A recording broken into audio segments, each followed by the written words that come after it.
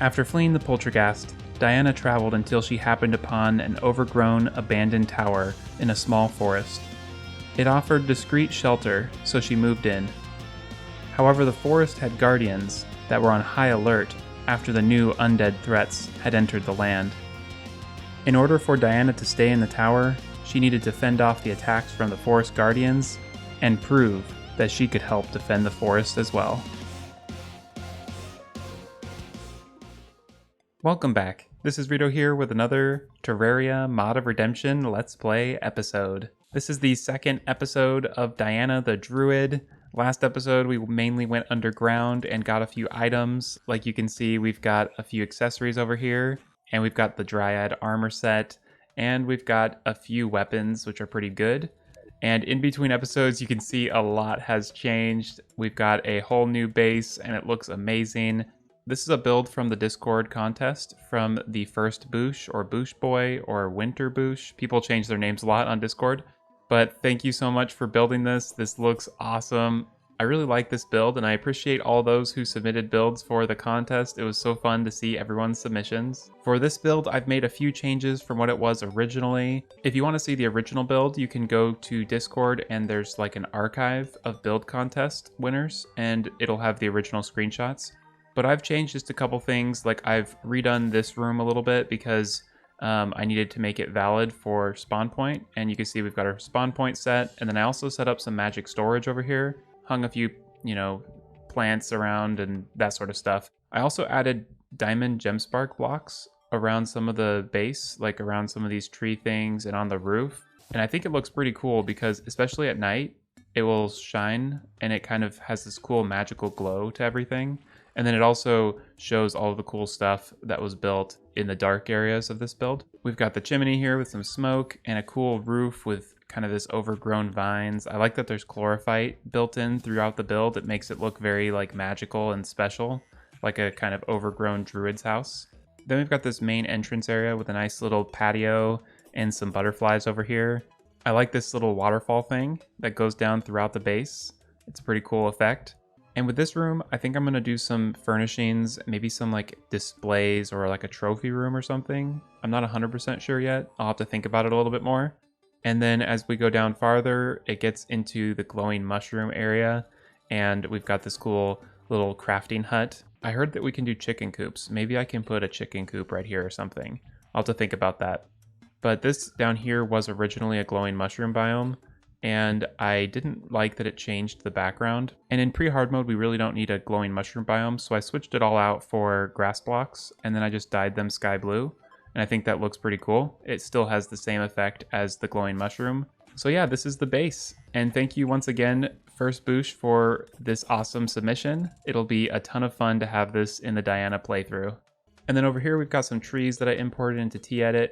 I wanted to make this a little bit more like a forest. Ooh. We've got some summons here.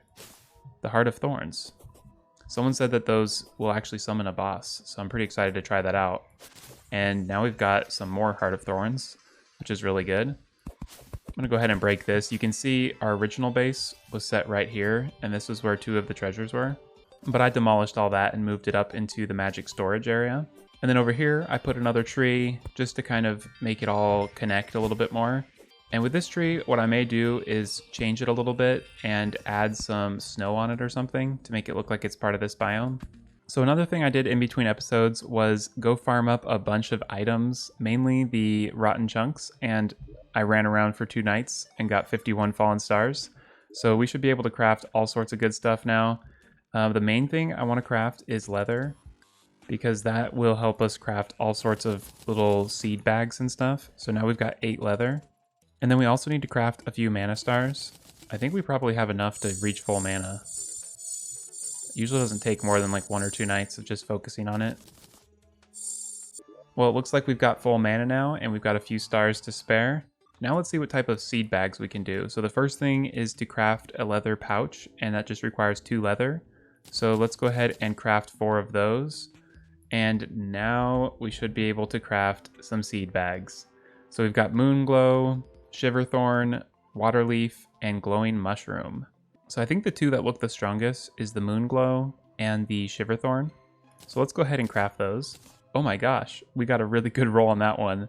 We got the Dryads modifier, which gives us 12% damage, 11% speed, 5% critical strike chance, and 15% knockback. And let's go ahead and craft the Shiver Thorn. So this is pretty sweet. When you throw it, it plants a flower and it shoots out this ripple effect. Let's go ahead and see what the Shiver Thorn does. So that one just plants a big flower. I'm really curious to try this out on some enemies. It says we've got an evil presence watching us. I was gonna farm up some more leather over here. The way I was actually doing it was just shooting these out, and you can just kind of stand here and you're pretty much invincible, and you can just use this and shoot through the walls. The only thing that you gotta watch out for is when the diggers come through. But let's go ahead and go back to base, because I think we're gonna have the Eye of Cthulhu fight us. So let's go over to the arena that I built. This is another thing I worked on. It's just a really simple wooden platform. And let's go ahead and throw down some torches. And now we've got enough magic to use this ancient world staff. Interesting. Okay, so it does like a buff, I think, for us. So we've got another boss bar on the bottom, and that's because we don't naturally get one in the Mod of Redemption, I think. Someone told me that. So I added a different boss bar. And let's go ahead and start using some of these spells. Ooh, I think these are going to do well. Ooh, I forget we don't have a dash. We got to be a little bit more focused here. This is pretty good. Yeah, we're doing a lot of good damage. Honestly, these are really powerful to just place all over the arena. Man, we're doing so much damage. Let's try these Shiver Thorns. Uh-oh, taking damage here. Actually, this is much better. And maybe we'll switch back to our mahogany staff.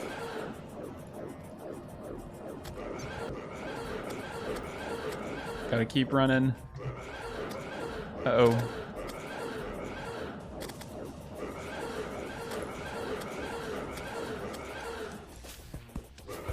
Yeah, this is gonna do the best. I was just wanting to try out some other weapons. Oh my gosh, we defeated the Eye of Cthulhu, and we didn't even have to summon it. Pretty awesome. Now we're gonna get so much good stuff. We got the Alchemist Charm Tier 1, we've got a treasure bag, and we got Wild Eye Stock Seed Bag, and we got the Shield of Cthulhu.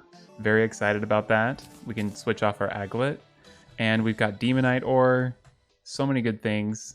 Now with a shield dash, when morning comes, we should be good to go to fight that Heart of Thorns boss. Oh, there's another thing I wanted to show y'all. I built a big NPC housing area. It's really simple, just a bunch of rectangular houses, and I just put a couple little pieces of furniture in each one to make them look kind of nice. And this should be enough to house all the NPCs for this playthrough. If not, I can always kind of expand to the right or just expand downward. But I figured this was a quick and easy way to build some NPC housing that's out of the way, because I usually like to have my main base kind of separate from all of the NPC housing, as you've seen in pretty much every one of my playthroughs. So one of the things I want to get right off the bat is a bug net, because that's going to be really helpful. And let's get a piggy bank as well. And then there's a rope hook. I wonder what that does. And then we probably should get a sickle so we can harvest some hay, because I think that's required to craft a chicken coop. I really like this guy. He sells dirt blocks, all sorts of just random things. Instead of having to go cut down a ton of trees, we can just buy a big stack of wood for a couple gold. This hook is really cool. It's actually got a really long distance, but it's affected by gravity, so as you throw it up, it will kind of swing down. Very cool. I like that effect. Although I think the sapphire hook is going to be better for me. And now that we've got our spawn point set, we can just teleport into our base, which is much simpler.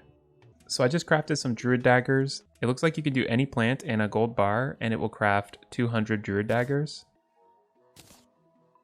And now let's craft a platinum crown. And this is important because we can craft an egg crown, and that will allow us to fight another boss. So let's see if we can craft it already. We might have enough eggs, because I did get a few in between episodes. Oh, but we need to have a demon altar in order to craft this, so we'll need to go do that another time. Now that we've got a few more weapons and the Shield of Cthulhu, I think it's time to fight Thorn, the Bane of the Forest. So it says you can only fight this boss during the day, so right now is a great time to do it. So let's go ahead and try this out. Okay. And let's go ahead and throw some of these attacks down. In fact, I'm going to use this. And that gives us a buff. And let's try using this other one. This one we got from the Eye of Cthulhu looks pretty cool. This is a pretty fun boss. I'm not used to any of these attacks. Let's try the dagger. Ooh, this dagger is pretty good.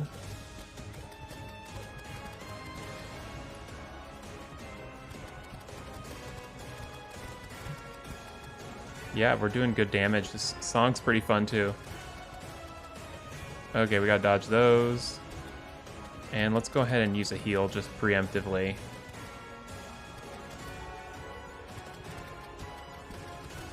I think having our arena above the ground helps a lot because all of those spider webs on the ground would be doing damage to us. And we're doing a lot better without having those interfering. Let's go ahead and use this special attack. I don't think we're really getting enough distance there.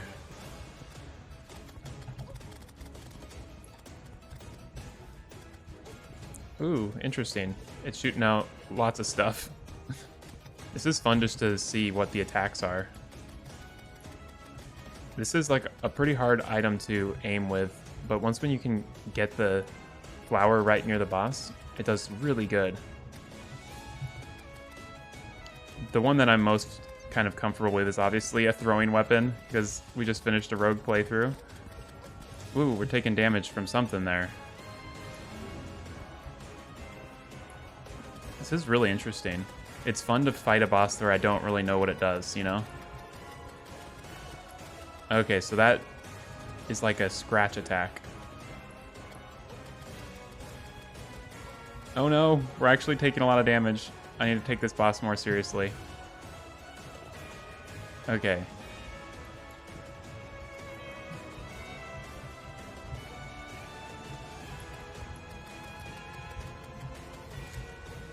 Oh, we did it! That was so fun. Okay, let's see what we got from the treasure bag. So we got the Circlet of Brambles, which says that if we take damage, it unleashes thorns in a random direction. Pretty awesome. And then we got the Godly Root Tendril, which is a melee weapon, and that looks so cool. And it looks like we got another summon for that boss. I think I kind of want to fight that boss again. Let's go ahead and try it once more, because I think we might be able to get something good from it for the Druid class. If we stay close enough, we can get these shots off pretty well. Yeah, this is pretty good right here.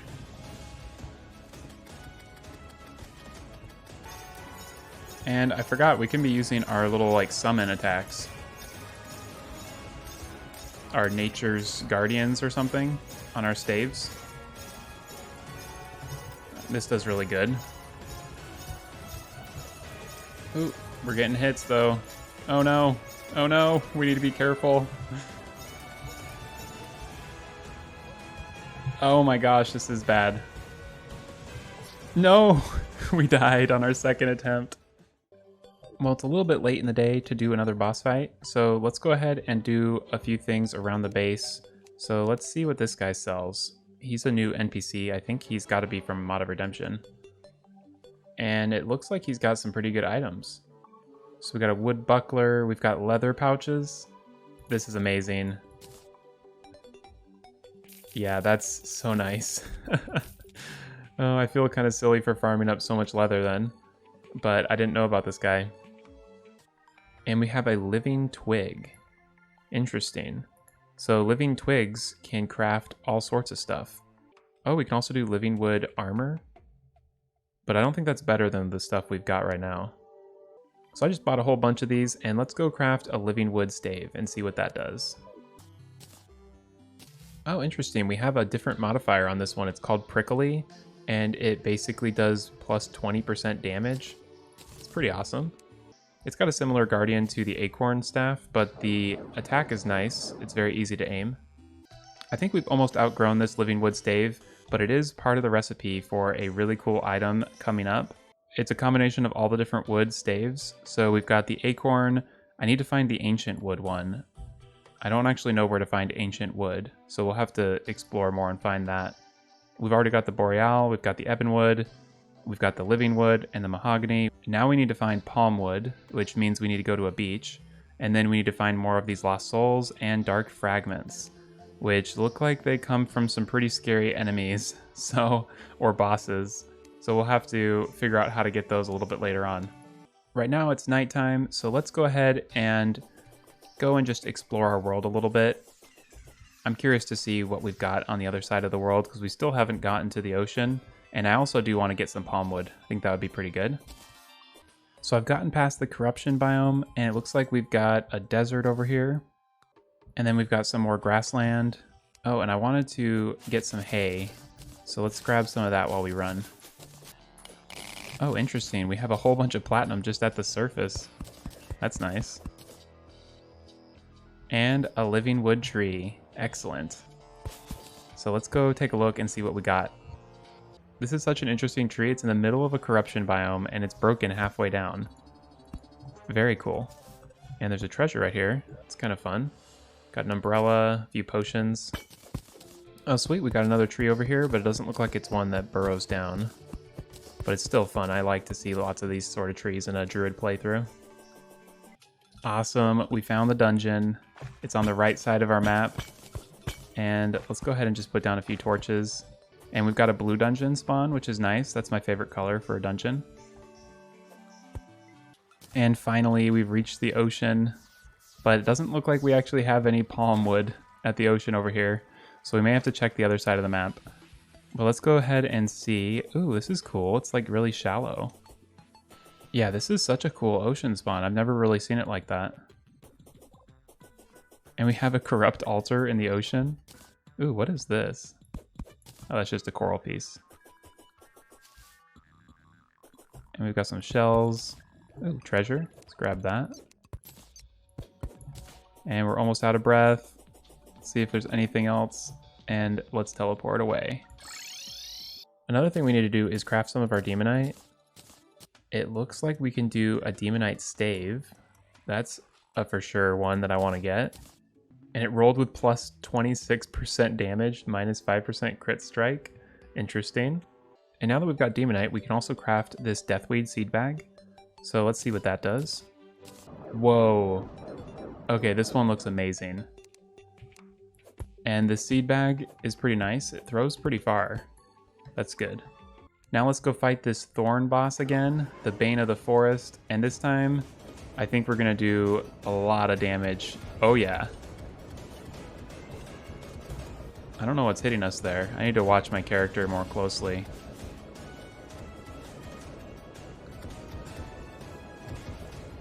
This one kind of surprises me because it seems really easy since it's standing in place, but then like all of a sudden it will do all this damage to me.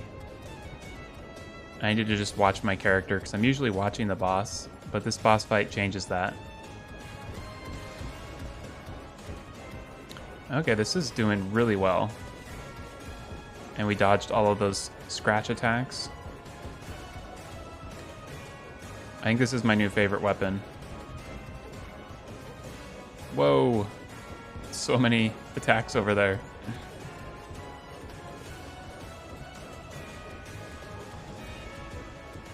Okay, it's gonna do the seed barrage. I need to just go under my platform, I think, for that part. I needed to use my guardian this whole time. That makes me do way more damage. Yeah, that would have been helpful. It's got a cool little fairy thing up there. Let's see what it says. Yeah, the guardian is a fairy, and it makes you attack faster. It increases your mobility while in corruption. And the fairy shoots a corrupt blast. Pretty sweet. And let's see what we got. We got a Thorn mask. Whoa, that's pretty creepy looking. Yeah, it's like your face turns into roots. And I'm gonna go ahead and just summon it once more. And this time I'm gonna use my guardian. And we're gonna go really fast on this boss fight. Oh yeah, lots of damage.